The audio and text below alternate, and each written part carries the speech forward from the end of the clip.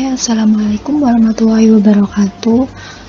Perkenalkan, saya Nawang Indah Pratiwi, mahasiswa Universitas Negeri Surabaya, Prodi Pendidikan Teknologi Informasi, kelas 2020B, dengan NIM 20050974006.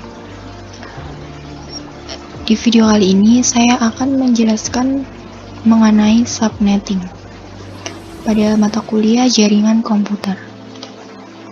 Apa itu subnetting? Nah, subnetting yaitu suatu proses untuk memecahkan atau membagi sebuah network menjadi beberapa network yang lebih kecil, atau bisa juga disebut sebagai sebuah teknik yang mengizinkan para administrator untuk memanfaatkan 32 bit IP address yang tersedia dengan lebih efisien. Nah, dengan subnetting ini, kita bisa membuat network dengan batasan host yang lebih realistis. Next, di sini ada fungsi subnetting. Fungsi subnetting yang pertama yaitu untuk penghematan alamat IP, mengalokasikan IP address yang terbatas agar lebih efisien. Kemudian, untuk mengoptimalisasikan unjuk kerja jaringan walaupun sebuah organisasi tersebut memiliki ribuan host device, karena jika mengoperasikan semua device dalam network ID yang sama, hal tersebut akan memperlambat kerja jaringan. Selanjutnya di sini ada subnetting. Tujuan dari subnetting yang pertama yaitu untuk mengefisienkan pengalamatan jaringan. Yang kedua, dapat membagi satu kelas network menjadi beberapa bagian-bagian yang lebih kecil. Yang ketiga, untuk mengatasi masalah perbedaan antara hardware dengan topologi fisik jaringan. Yang keempat, untuk membuat lebih efisien alokasi IP address dalam sebuah jaringan supaya bisa memaksimalkan penggunaan IP address. Yang kelima, yaitu untuk meningkatkan keamanan dan mengurangi terjadinya kongesti akibat terlalu banyak host dalam satu jaringan. Dan yang terakhir yaitu untuk mengatasi masalah perbedaan hardware dan media fisik yang digunakan dalam suatu network. Selanjutnya di sini ada simulasi subnetting menggunakan Cisco Packet Tracker. Saya akan mensimulasikan subnetting menggunakan Cisco Packet Tracker. Pertama, sini kita membutuhkan satu buah router. Kemudian dua buah switch.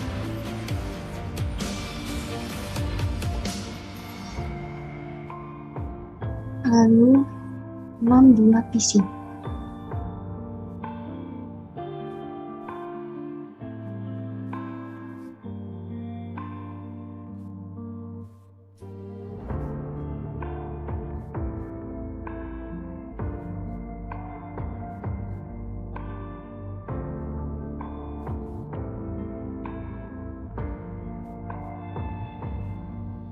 Selanjutnya, sambungkan masing-masing PC ke ke switch.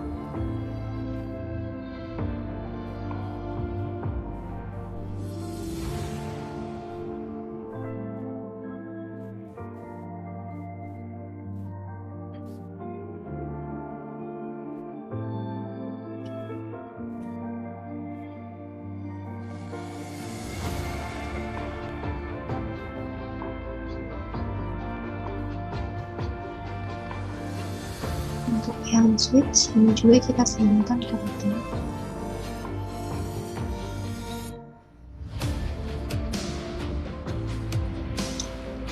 Oke, selanjutnya kita masukkan IP address pada masing-masing PC. PC 1 192 168 171, subnet masknya 192. Kemudian untuk gateway-nya itu 192 168 16. Dan selanjutnya PC 2, IP address-nya itu 192 168 1 1.5. Untuk subnet masknya itu sama, yaitu 192. Lalu default gateway-nya di sini juga sama seperti di PC1, yaitu 192.168.1.6. Oke, selanjutnya ke PC3. Di PC3 IP address-nya yaitu 192.168.1.3. Subnet masknya sama 192. Nah, untuk gateway-nya ini pada PC3 kita biarkan kosong atau ini. Ini PC4. IP address-nya kita isi 192.168.1.6. Subnet masknya ini sama 192. Kemudian untuk default gateway-nya kita isi 192.168.1.26. Oke, lanjut ke PC5.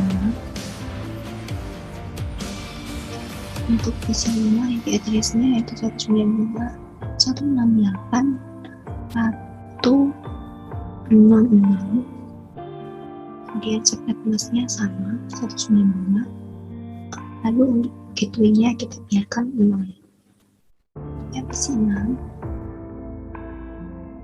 IP address-nya yaitu 192.168.167. Oh sorry, ada yang salah kan?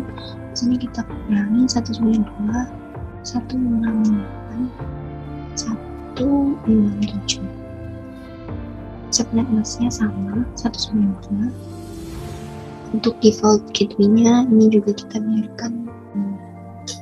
Oke, selanjutnya kita atur. Bentar, kita pilih di sini, klik config. Nah, di sini ada Ethernet 0 dan Ethernet 1. Nah, untuk yang Ethernet 0 ini dia akan terhubung ke lab 1 atau di switch 0. Nah, di sini untuk IP address-nya kita masukkan 192.168.1.62.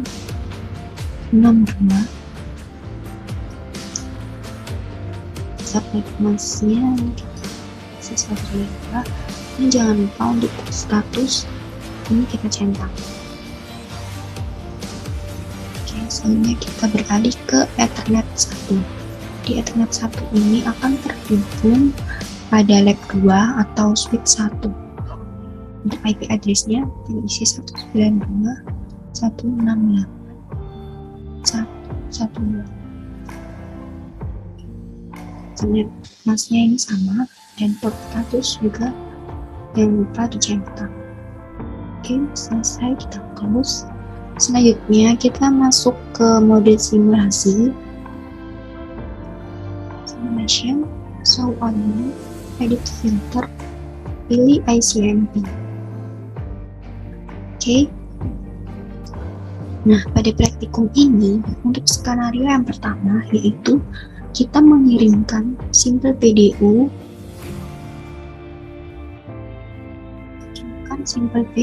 dari PC1 ke PC3.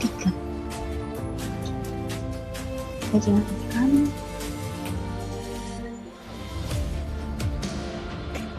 Nah, di sini PC1 akan mengirimkan informasi ke switch. Kemudian switch akan meneruskan informasi tersebut ke PC3 dan PC3 akan mengembalikan informasi ke switch dan switch akan mengembalikan informasi lagi ke PC1. Nah, di sini mengapa PC1 bisa berkomunikasi pada PC3? Hal tersebut dikarenakan PC1 masih dalam satu subnet yang sama. Oke, kita lihat. Kita lanjut ke skenario yang kedua, yaitu mengirimkan simple PDU dari PC1 ke ke PC 4. Selanjutnya di sini PC 1 akan meneruskan ke switch dan switch akan meneruskan ke router. Kemudian dari router dia akan meneruskan informasi ke switch 1 pada lab 2, lalu diteruskan lagi ke PC 4.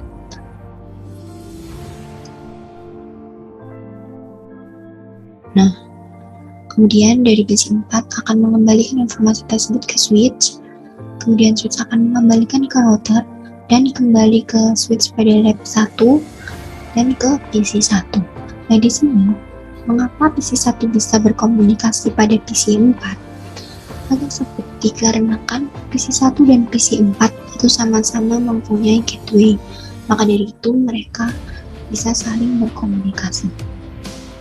Oke, kita lanjut ke yang ketiga ini, yaitu mengirimkan PDU dari PC 2 ke PC 5. PC 2 akan mengirimkan ke switch, kemudian switch akan meneruskan ke router. Dari router dia akan meneruskan lagi ke switch pada lab 2. Selanjutnya di switch lab 2 dia akan meneruskan informasi PC 5. Informasi akan diterima oleh PC 5, namun PC 5 tidak dapat mengenai informasi tersebut. PC 5 tidak mempunyai gateway. Kita ke fungsi yang keempat, yaitu mengirimkan simbol PDU dari PC 3 ke PC 4.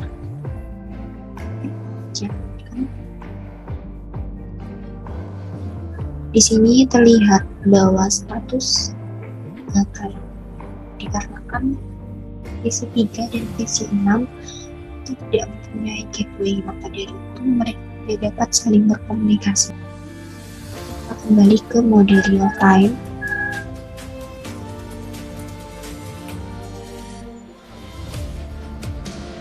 Sekarang kita coba lakukan tracing dari PC 1 ke PC 3 menggunakan terminal. Kita ketik tracer,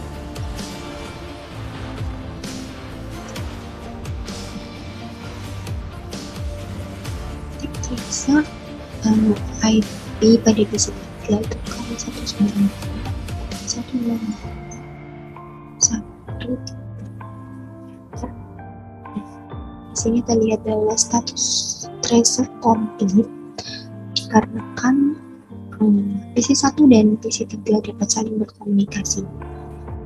Di sini juga ditemukan IP pada PC 3.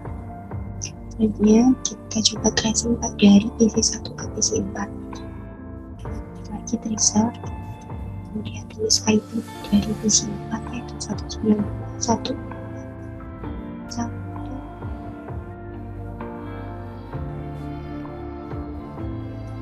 Nah, di sini juga tracer komplit,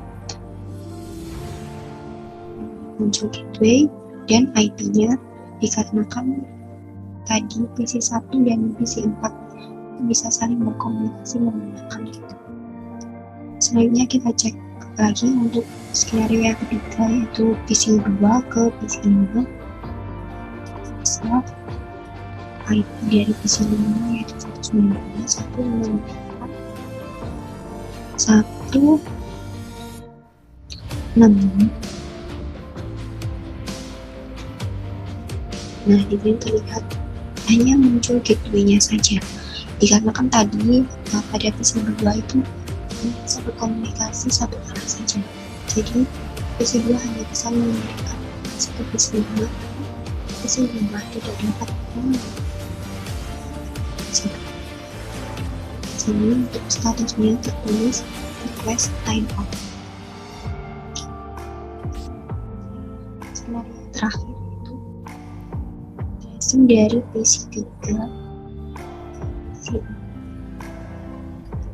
4 pada PC 6 192.168.1.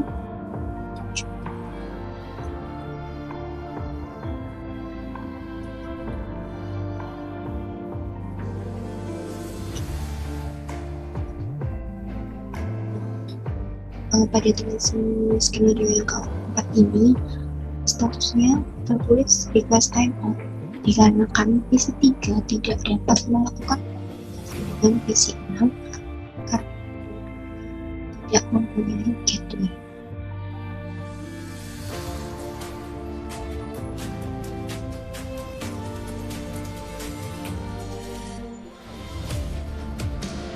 Oke, sekian penjelasan dari saya mengenai subnetting dan juga simulasinya.